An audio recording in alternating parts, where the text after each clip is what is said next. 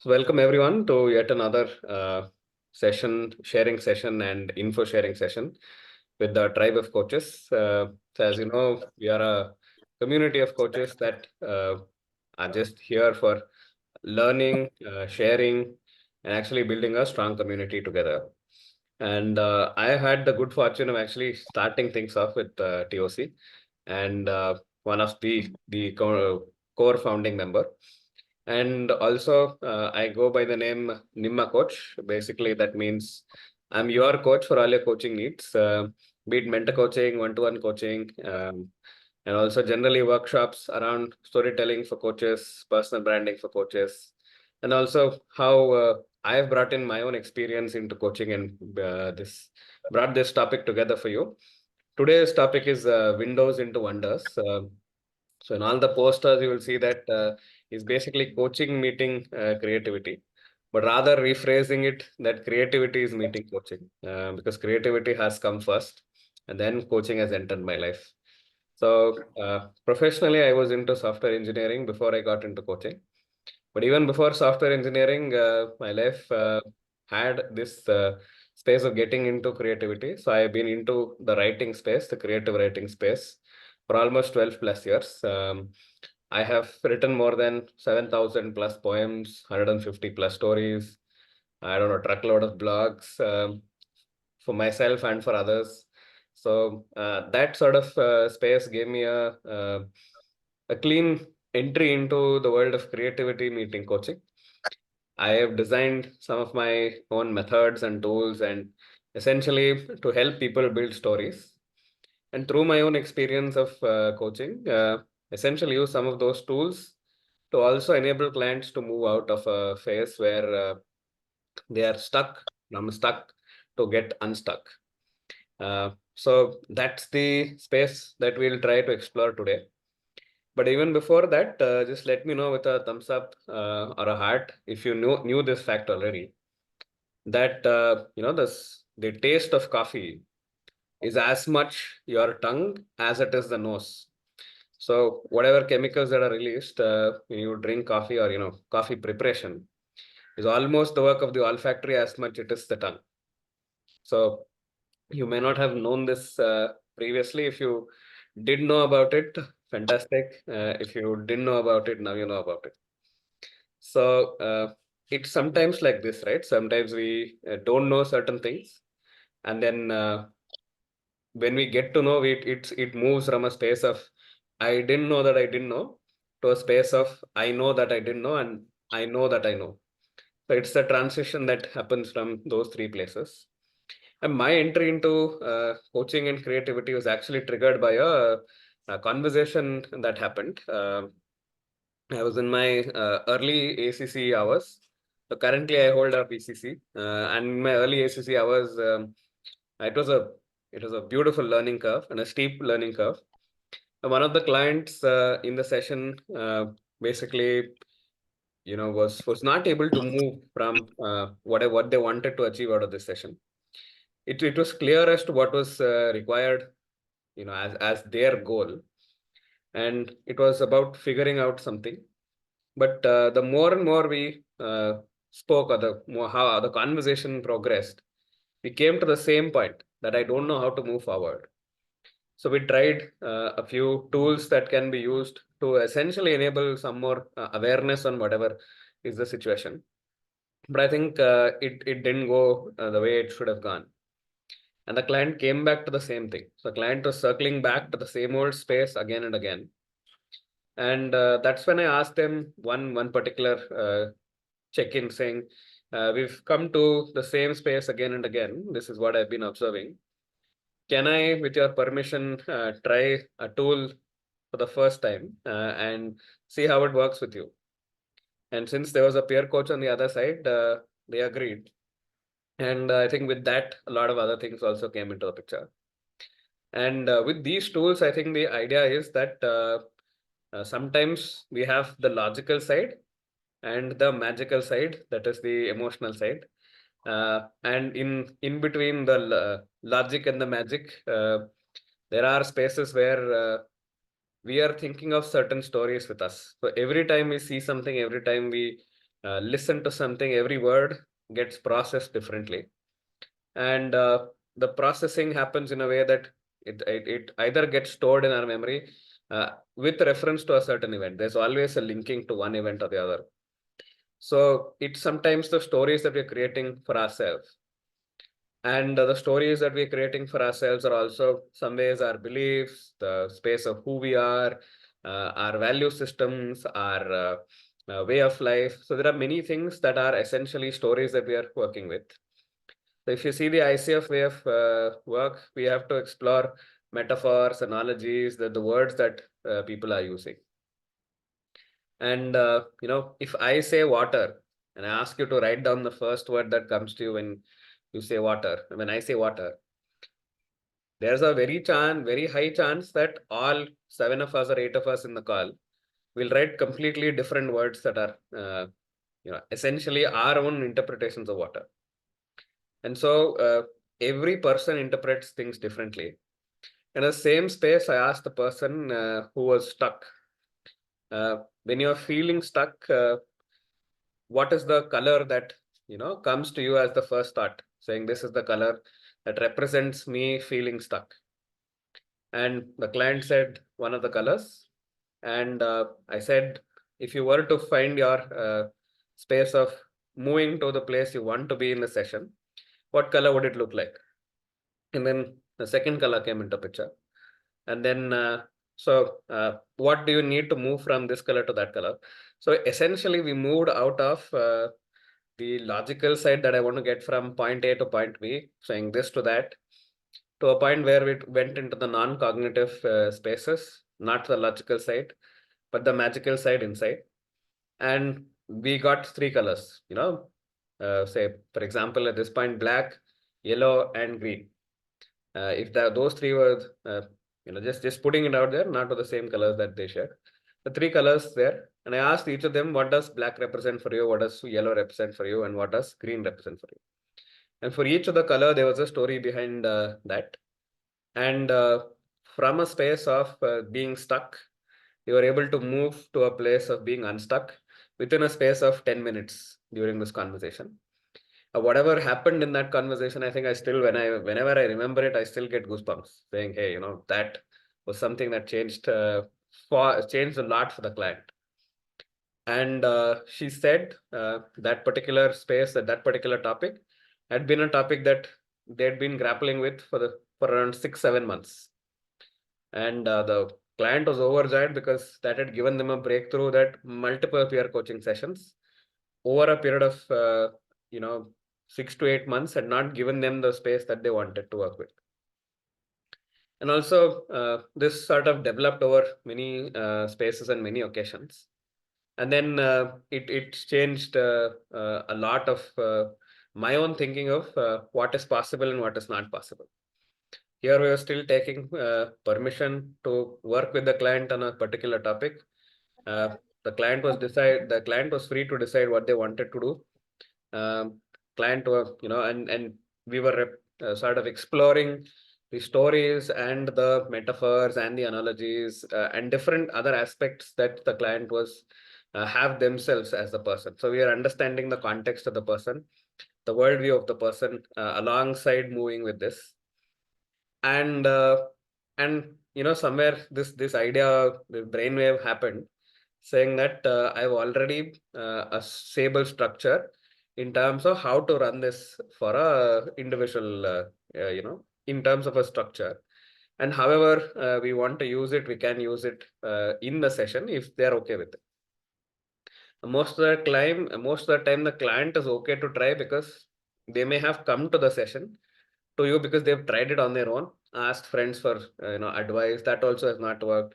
Maybe even gone in for a mentoring session, and then that also has not given them space. And then possibly they've also come to coaching to see what answers lie inside. So all the answers lie inside is a strong belief that I hold, and the client can themselves find answers. And this is one of the easier methodology to bring it to them. Basically making it from Sanskrit to Prakrit and Prakrit to local languages. If you see just what I told you, it's also a space of metaphorical representation of Sanskrit, Prakrit, and say local languages. So also a metaphorical way of representing something that's accessible or learnable by only certain period, certain types of people to somebody uh, more of a public space, and then even more locally available. So this is one of the methods that essentially is some of my use cases. Uh, and also at a time when the client has so many things that they are not able to see what they're going. So there have been spaces in my uh, coaching where at least 3 or 4 parallel threads have been running throughout the session, saying even though they're actually talking about 1 or 2 topics, and there are 3 or 4 parallel threads, and the answer actually shifted very quickly as soon as I've asked them to check if they're okay with me asking them to write it down. And some of them have written words, some of them have written something with drawings, something. Some of them, I think one of my client was super excited. She got crayons boxes and like took around 15 plus minutes to color the entirety of whatever she had drawn. And that had actually shifted the focus from nothing is working to a point of I now see a possible space wherein something is working. And this, however, logical questions that we've asked or the usual questions that we've asked may not have gotten them to the same space in the same session. If I had to take an assessment, would this question have brought that up? Considering the space of the client, it would have not happened. So I think these are all some of my stories that has brought me to get really excited about coaching, and how it melds or how creativity melds into coaching.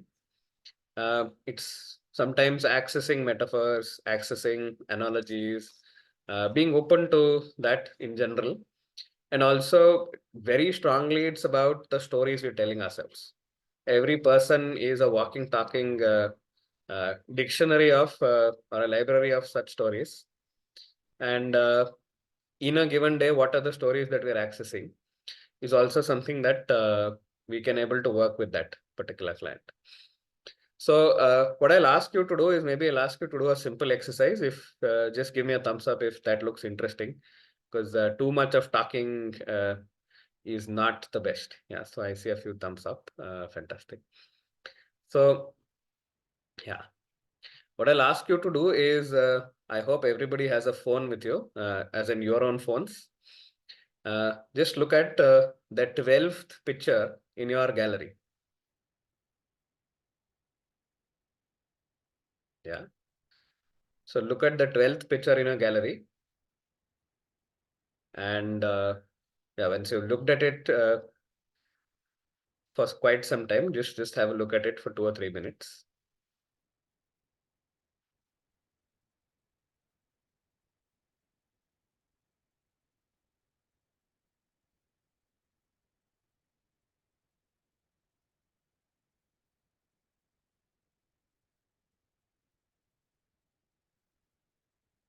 Yeah.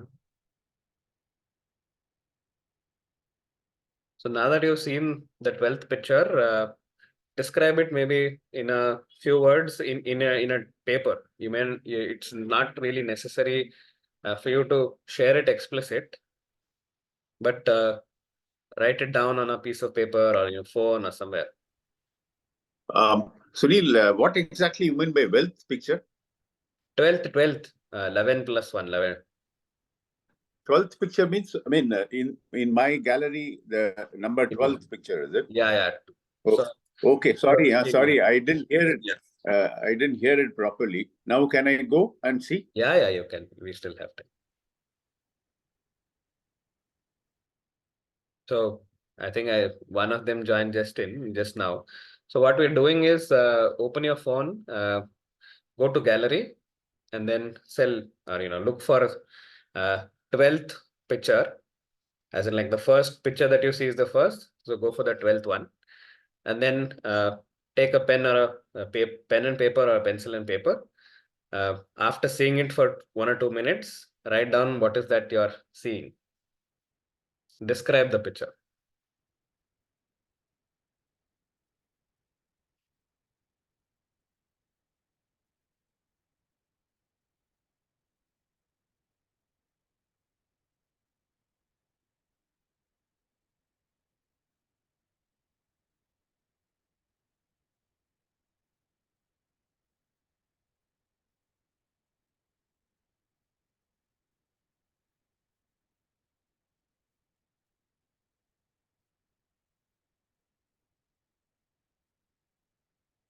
Yeah. So if you've been able to describe the picture, uh, maybe post closing the recording, I'll ask you to share. But the process continues. So when you're seeing that picture and you've got, written that description. So the 12th picture in your gallery that you're seeing, you've seen that, you observed that, and now you're writing about it. So what comes to your mind as and when you see it? So as and when you see the description as well as the picture, what's coming to your mind? So write that down as well. And when you've written it down, how are you feeling also?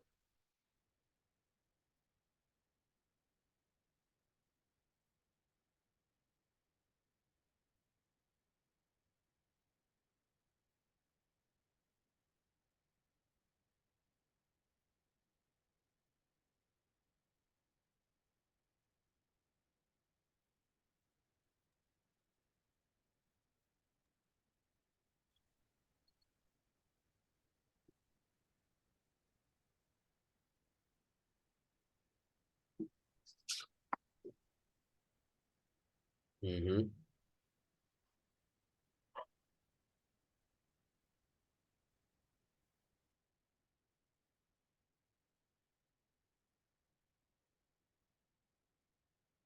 Yeah. So as and when you've written this, what described it, what you're feeling, maybe just check what's the story that it's telling you. Close your eyes and maybe, you can visualize it or however you want to work with it.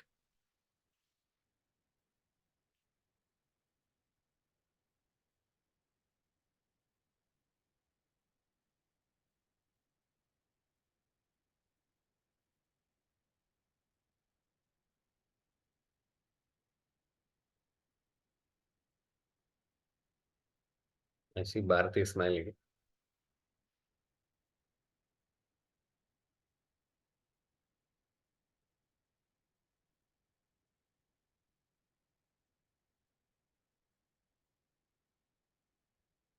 So yeah, and uh, essentially when this is being done with a client, you ask them what's opened up for you because of this exercise.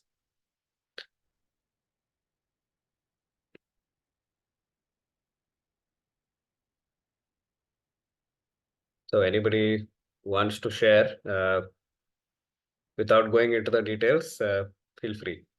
But it's being recorded. Yeah, it was. Can I share? Yeah, sure, absolutely. Um, I do not know what is why you said 12th picture, but whatever it is, uh, I went through the 12th picture and I got pleasant surprise. It was evening get together with very close family members. The photo, that picture was taken outside the restaurant, and I could recollect that those magical moments where we relaxed and celebrated birthday of my son. And one of the persons was having a balloon, and it was a celebration. And I can recollect immediately the kind of relaxed evening we had and the kind of jokes we shared. And it was a very very nice feeling of nostalgia it brought the moment I looked at it. Oh, wonderful. So you've seen this and also shared it with us, described it in so vivid detail. What did it open up for you?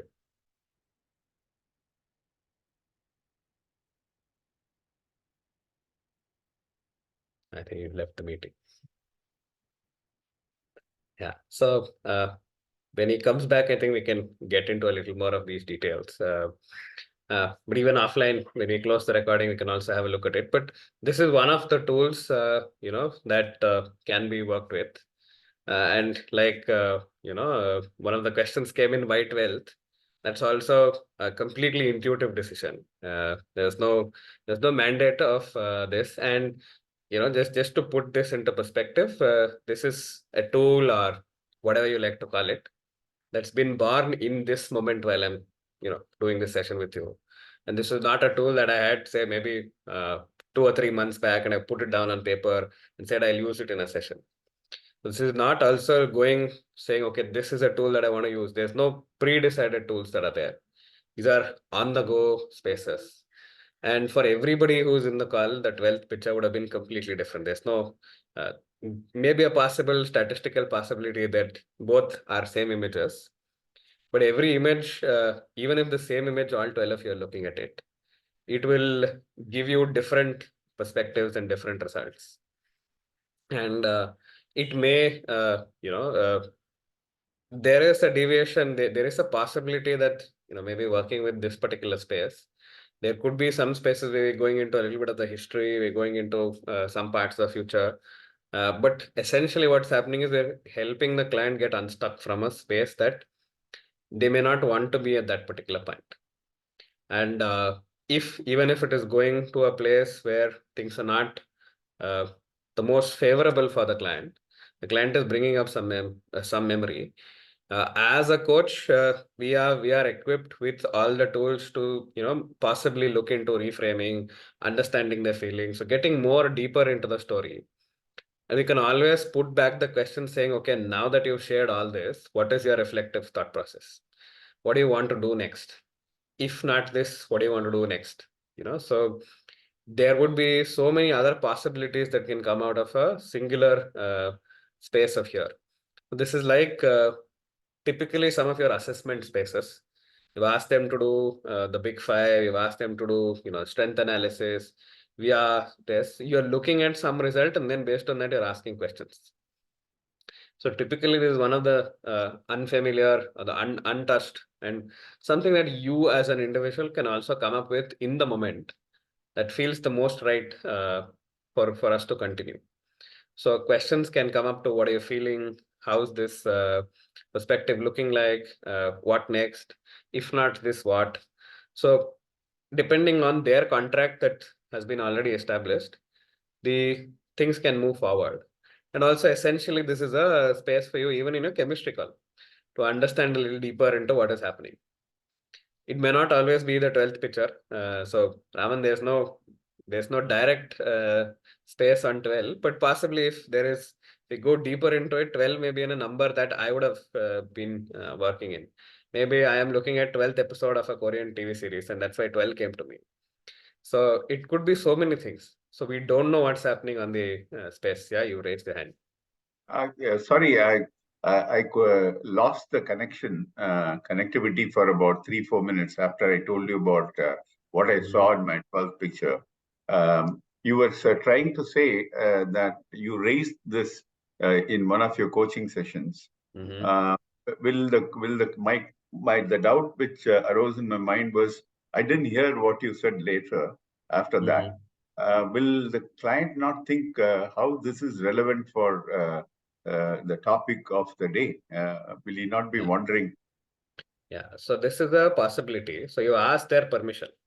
So one is if I don't ask your permission and saying, look at your 12th picture on whatever is a phone, it would have been like, what the hell is this person asking me to do? Like I have come here, I paid money to get coached, and I'm not getting any result, and he's asking me to look at something. So specifically when you're asking for permission, it's generally that, when I ask for permission, you say yes. So you've acknowledged that I am asking for something. There's generally a pause. So the story that's running in your thought process at that particular point, even before I'm asking, is saying nothing is working or I am at a stuck space. There's a sense of frustration growing. And then I've asked you something. So it's one way a pause. And then I'm looking at, what is this person going to ask? And then somewhere also it's about the trust between you and the client. It may not be something that you can spring upon them at all points of time. So it's an intuitive process. You can check with them and ask. So when you're asking, they're somewhere lot more receptive than without asking. If you're just plonking it on their thought process, then it will not look right. So you ask them that, and then essentially when they actually are thinking about it, what's happened is a very quick switch between uh, whatever they were previously thinking of to another place. And since this question has jarred them saying, oh, what the hell is this space? It's not coming from the pure logical side, because the logical side is not processed that information yet. So it's going to what I call as the creative wisdom or the inner consciousness or the creative consciousness space. Then it's accessing that part and getting you answers. And that access is with all the stories, analogies, etc., etc. Once that window is opened, they're no longer in the dark room saying nothing is working. Because they open that window, they're able to see something else. So that's generally the process that works. And not all tools work with every person. Like sometimes if I'm asking somebody to visualize something and write it down, they're not visual, it may not work. So while coaching, we will also, based on whatever they're sharing, we could also see whether they're a visual person, auditory person, kinesthetic person. So this will also give us some more, some, like something to go on a little further, saying, can this be tried with somebody else? But yeah, not all tools work with anyone. But at a place where they're stuck and we've done the logical rounds, the client would be okay to say, I don't know, maybe this is some magic the coach is doing. Let me try. So there is that level of uh, openness from the client that, okay, let me see this. Okay. Yeah. So, and I was, just continuing on. So this can be some ways in which you can work it out. Ask them. So the story or whatever is now, basically the mystery is open. Now the book is open, and then now the job of the coach is to help the client flip through the pages and see which page has answers that they are seeking. So this is one way to switch off from a space where they're not. So one way they're not thinking about it. So this is like when a kid has fallen and they're actually, crying because they're hurt, and suddenly you do this and say, okay, look there, and their thought process is no longer on them feeling hurt. It's about something there, and you automatically switch. So it's also, also how you feed kids sometimes, saying, don't look here, look there, and then you put it inside. At that point, there is a slight, I can't put it as distraction, but there's a shift between their energy there and their energy somewhere else.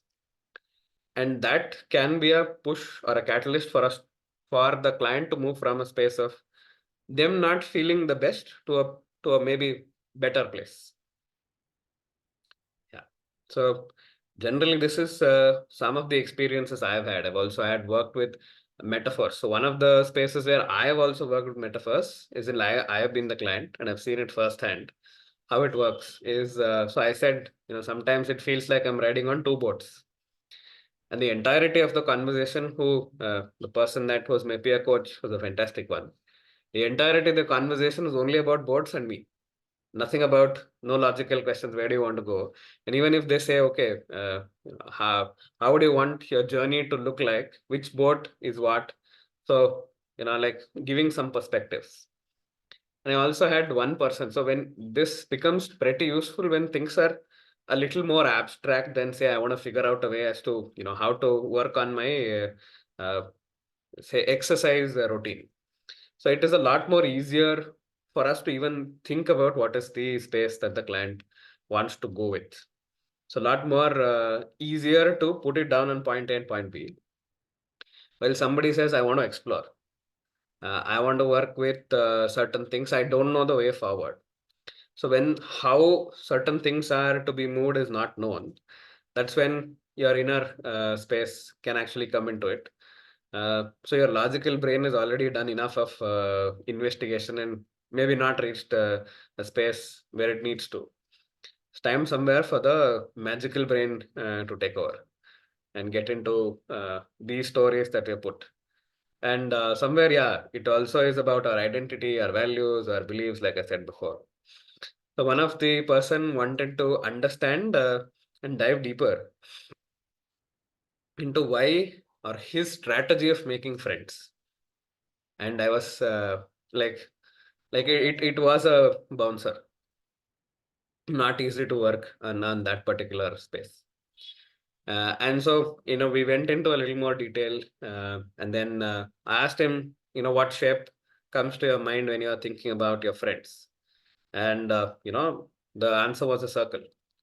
And then, so what does it represent for you when you know that you're a friend? So, and then I asked him, where are you with that friend? So, what shape are you? The shape again was a circle. And I asked them to put it down on paper and think of a one particular friend and put it down on paper. And then the client was like, oh, now this looks interesting. You put a circle, then you put another circle, and then you put a circle somewhere in distance with the circle. And then there was some breakthrough for the client because they put their thoughts into words. And not just words, they put their thoughts into something that they have a story for.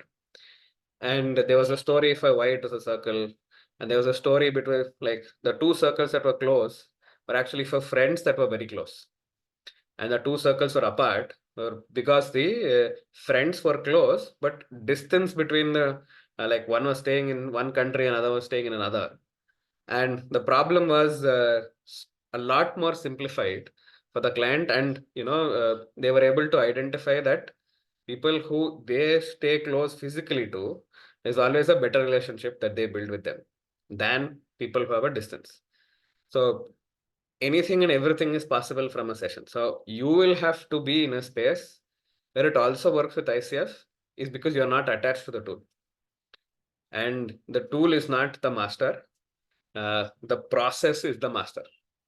And when you're not attached to the tool, you're completely open to whatever comes from the session, whatever the client feels like. We're still working with the competencies around the ICF, enabling awareness, actively listening. Our presence is being shown. All that is there. And also, when they're doing something, you can notice whatever is happening, because when Bharti was doing the exercise, there's a beautiful smile when she was thinking of something. So we are still open to that game of observing what is happening on that side. Like when you made that, what is their body language? How is their energy levels? Uh, all of these can be observed. It's just one tool that I've just given you a brief space on, a tool that was born in this session, and that's why it was 12, because 12 was a very random number that automatically came to my head. So yeah, that's the general space of how many tools, and one tool can give you many questions, and one tool itself in different contexts, if you're using it, can enable the client to see certain things, not see certain things, and it's going into that space of I don't know that I didn't know, or I don't know. So logical side is I know that I know, and I know that I don't know. Two very clear spaces. The other ones that I know that I don't know, and I didn't know that I didn't know, those ones will become very, very interesting spaces. Specifically, I didn't know that I didn't know is non-logically accessible. So that the creative becomes a conduit into that. Yeah. So I don't know if you have questions. If I am the only one who's talking. If you have questions, if you have any feedbacks, maybe not going into details because we are on record. If you're comfortable, we can also do that. Yeah, like how are you feeling right now? You can type it in the chat. Can I share what my smile was about? Absolutely. So the picture that I saw very briefly is of a friend's birthday, and she is recently divorced. 3 kids. The past year has been really, really, really tough for her, right? So when I looked at the picture, that was the picture that I saw. So it was, and it just brought to mind how deserving she is of so many things that are just not happening in her life. Brought back togetherness, love, family, and that worthiness that she doesn't have for herself, right? That I always try to build for her. And when you ask the question of, what's opened up for you because of this exercise, um, on that particular day, I was exhausted and I did not want to go to her birthday. And I forced myself to go because I thought, she's looking forward to celebrating. It will make her happy. It took her flowers, took her champagne. And what it opened up for me was something that my dad always says, which is that it's very easy to be with people in their happy times. And it's very difficult to find people in your bad times. And for her, this is just a really bad time, right? But the fact that she just appreciated like when you kind of meet someone with that energy, it kind of makes you realize that it's really good I came. Like I was meant to be here at this point. And that's why I started smiling, just because I think it ties into the values that I have. And that's it.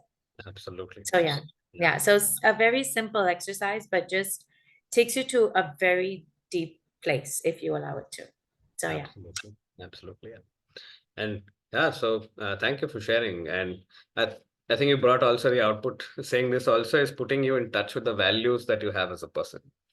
So the tool, you don't know what it's opening up for the client. It may also bounce on them. But the possibility that at that particular point in time, it can actually give you something is also quite high. So, we essentially don't know every question that we're putting. We don't know where the client will go with it because we don't know much of their story.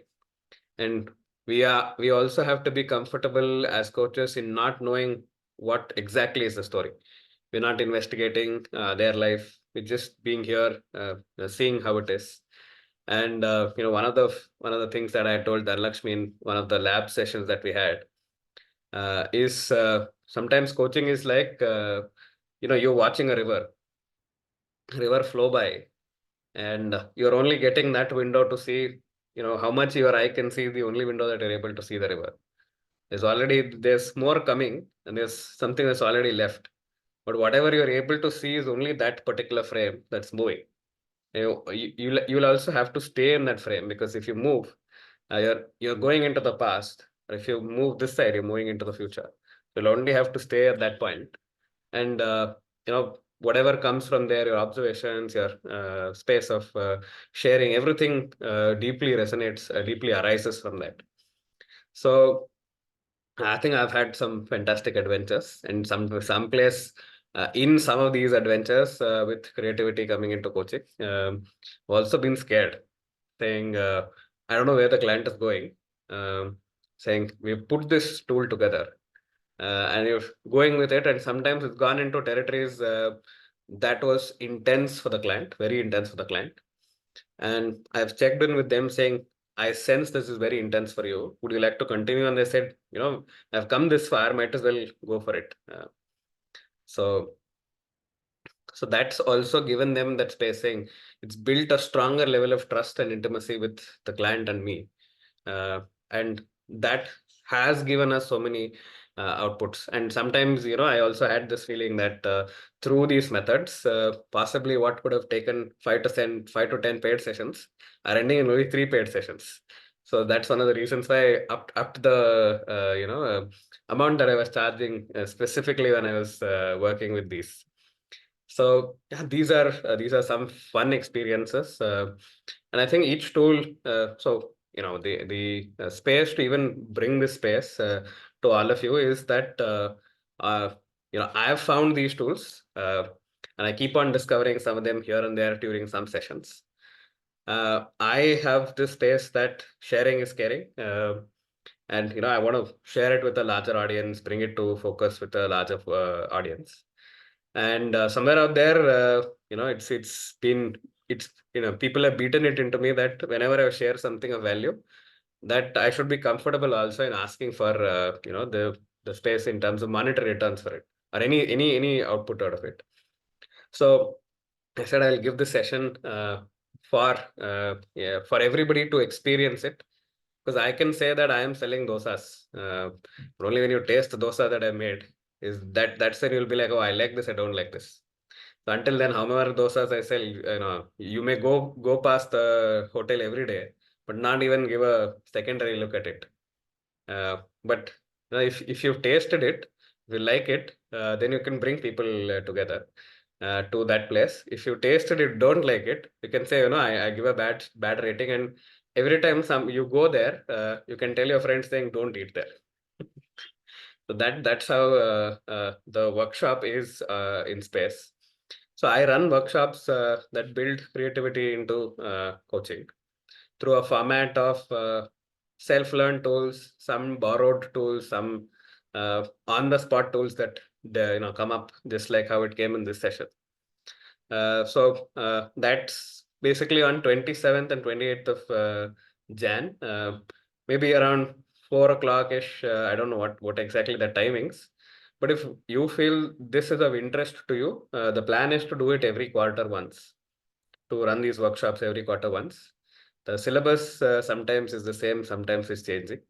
But it's about tools that you can experience in a way that you are able to build stories and use it in a session with your clients and even for your own self-reflection, self-awareness.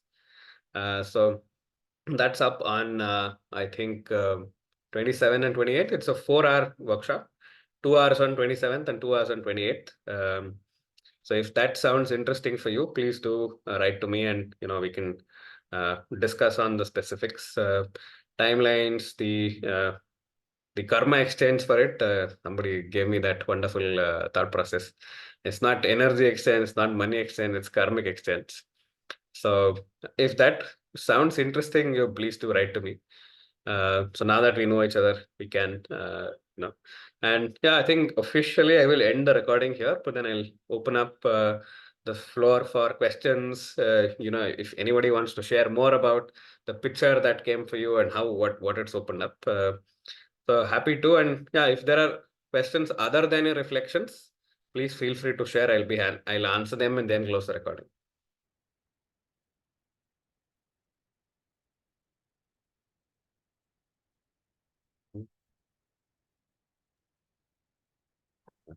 So as coaches, we also need to reflect on how much silence is good silence.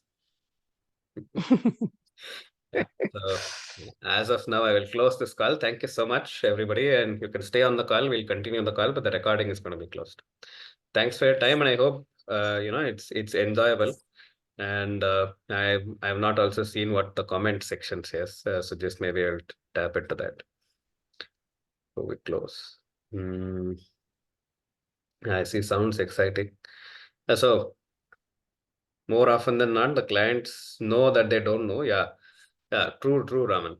So that the answer is always there, that we'll have to find it and make the client finds it. We are only enabling that thought process. Yeah. So I'm closing the recording now.